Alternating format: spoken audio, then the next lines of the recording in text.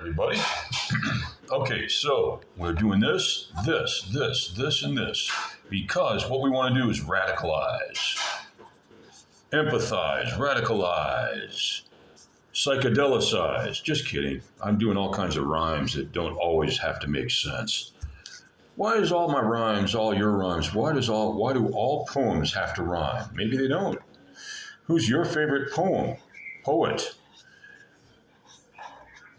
I don't know. I don't know much about poetry. I don't know much about anything. If I had to say I knew more about something than something else, it might be art.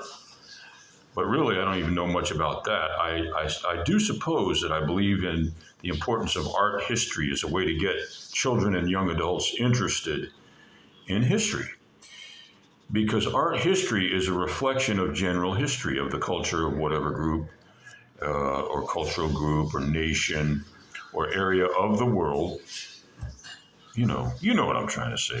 The importance of history, art can be a reflection of that, an important reflection.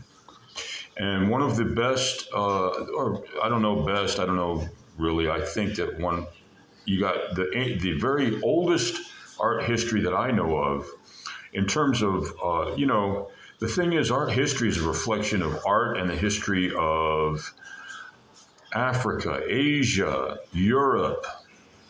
And then you got Asia is divided up into Russia in the east and Mongolia and China and all the other countries that comprise Asia in the west and so many other. It's the largest continent. And all these cultures within that continent had and have art that reflects, and you had, for instance, you had Syrian, what they called and still call Syrian Islamic, which I talked to somebody on the subway who I said, we just starting to get in a conversation. It's one of my videos too. I uploaded it, got a lot of views. I hope I did. I don't want to say that. I hope I did.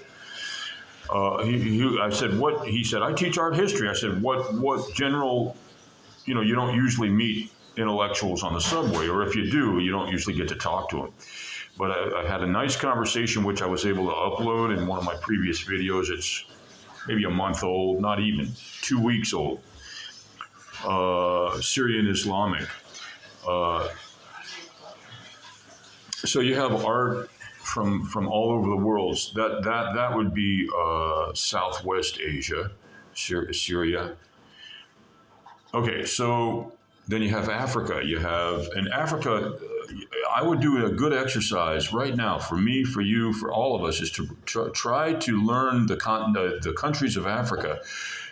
We all know Egypt, but then you have Tunisia, Libya, Morocco, excuse me. And then I would recommend the book, The Lion King. Mansa Musa, The Lion King of Songhai, which I'm not sure if Spielberg, there was an interesting interview with Spike Lee talking about Spielberg doing, now I'm changing the subject. Let's have a conversation, a dialogue in the classrooms regarding who's running Hollywood and why. And I'm a great big fan of Spielberg, but I'm also a fan of Spike Lee, and he had something to say about who gets to make movies and that why, for instance, he was able to make the movie Malcolm, but it wasn't easy, and he had to try to get money, and it wasn't easy to get that money to make that movie. So he had, if you look it up, Spike Lee in conversation on YouTube, there's probably plenty, but I'm digressing. Art is a reflection of the cultures that it springs from, and a reflection of the history of those cultures as it springs from those cultures, art history. Once again, we are talking about Halloween on the way to Thanksgiving, on the way to Christmas. And that doesn't mean ignore your academics and think nothing about anything else but just Halloween, Thanksgiving, and Christmas. It just means you need something to look forward to. That's all that means, and there's nothing wrong with that. Kwanzaa, Halloween, Diwali, and Christmas. All these things coming up It's September 14th. We have another week, a little less than a week, probably. Some people say it's the 21st, the first day of autumn. They're probably right. I guess that means the last day of summer is the 20th, which means we have 6 days roughly, officially, of what we call summer. September 14th, 2025.